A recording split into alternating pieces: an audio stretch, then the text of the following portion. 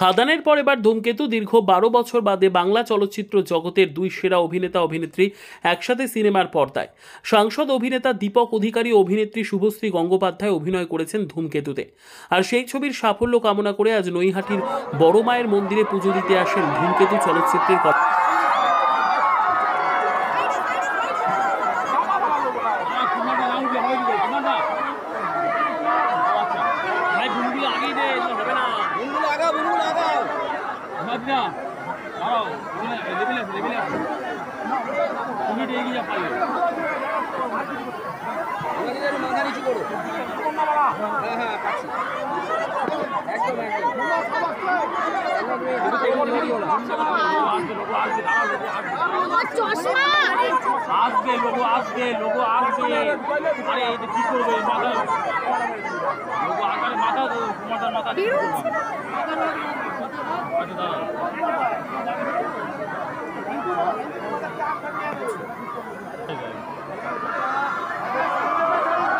হাতটা মুভমেন্ট করো না।